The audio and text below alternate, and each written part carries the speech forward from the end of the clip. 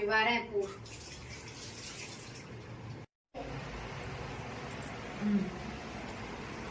கை காட்டு.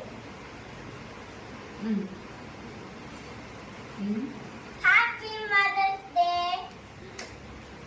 Thank you.